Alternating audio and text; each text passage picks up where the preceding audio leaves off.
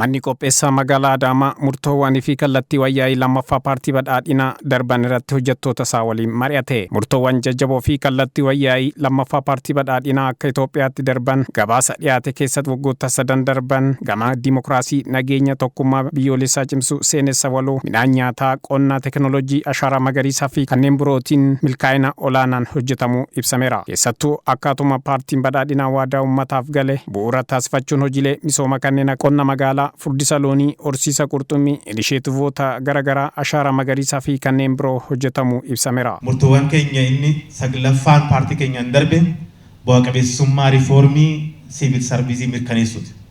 Nu baay'ee keessa kan hirmaanne gaheen keenya ogeessa adda addaa qabna, ogummaa adda addaa qabna, dandeettii adda qabna.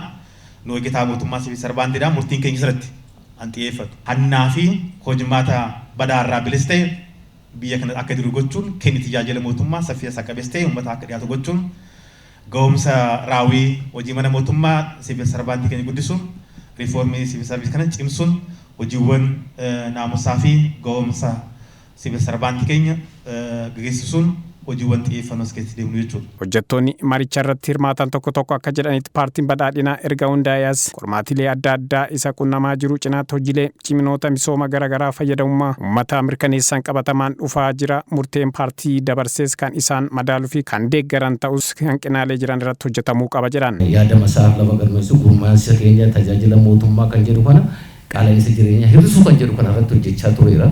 Amma barbaadamus yoo ta'u baay'ee gaariidha jechuudha. Paartiin cimaa yookaan immoo mootummaa cimaa kenna bu'aa qabeessummaaf olaanaa bakka ijaaraa jiru kana keessatti yeroo ammaatitti akka ijaarsa mootummaa fi biyya keenya cimaa tokko irratti bu'uufnee deemuu isaa kan mul'isu ta'uu isaati. Itti aanaan hojii gaggeessaa fi itti gaafatamaan damee tajaajila mana qopheessaa magaalaa Adaamaa obbo Habtaamuu Gizaa'u akka jedhanitti murtoowwanii fi kallattiiwwan paartii badhaadhinaa yaa'ii lammaffaa darban kana hojiirra oolchuun qormaatilee isa qunnamu kamuu ga'umsaan ba'aa gaafii fi fedhii misooma uummanni qabu dhaggeeffachuun milkaa'inoota argaman roga maraan itti fufsiisuu qabna jedhan. Murteewwan paartii jiran san irratti tokkoon keenya maali paartiin keenya bu'aawwan inni argate maalidha?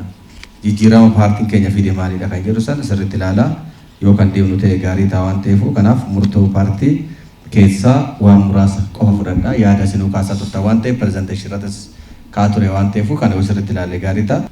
Ijaarsa paartii cimaa itti fufsiisuudhaaf miseensa akka miseensaatti deeggaran akka deeggaraatti paartii cimaa itti fufsiisuudhaaf maal gochuu qaba? Hojii sarara eegamu sana hojjechuu danda'u qaba jechuudha. Ijaarsa seenessa sabboonummaa biyyoolessaa cimsuudha jechuudha. Hojii gaggeessituu mana qopheessaa magaalaa Adaamaa addee Khadijaa Jamaal akka jedhanitti badhaadhina hunda galeessa Itoophiyaa mirkaneessuuf dirqamni nurraa eegamu ba'uuf ciccinee hojjechuun fayyadamummaa uummata keenyaa mirkaneessuu fi paartii cimaa kallattii wayyaa'ii itti aanuuf uummataa fi miseensota isaa qabatee sochii bal'aa taasisaa jiru kana waan hundaan deeggaruu qabna jedhan. Waan barbaade dubbachuu haasa'uu qofa yookiin dubbachuu qofa osoo hin taane immoo konfidensiidhaanii jijjiirama fidde tokko lama jettee lakkaa'uu dandeessa jechuudha. Murtee paartii tokkoffaa keessatti galmaan karoora ol kan milkaa'etu jira. Akka magaalaa Adaamaatti galmoota gurguddoo 4 xiyyeeffannaan kennamee hojjetamaa jiru keessaa wabii nyaataa mirkaneessuu, intarpiriinaroota baay'inaan horachuu, kalaqaa fi ogummaa babal'isuu fi kennaa tajaajila ammayyeessuun jijjiiramoonni gurguddoo dhufaa jiraachuu ibsan. Jijjiiramoota ajaa'ibsiisaa ta'e bu'aa qabeessummaa isaa kan mirkanaa'e hawaasa kan bu'uureeffatee fi badhaadhina maatii fi waloo tasgabbii biyyaas kan fide gama diinagdeetiin, gama hawaasummaa, gama dippiloomaasiitiin, gama siyaasaatiin fiduu dandeenya jirra.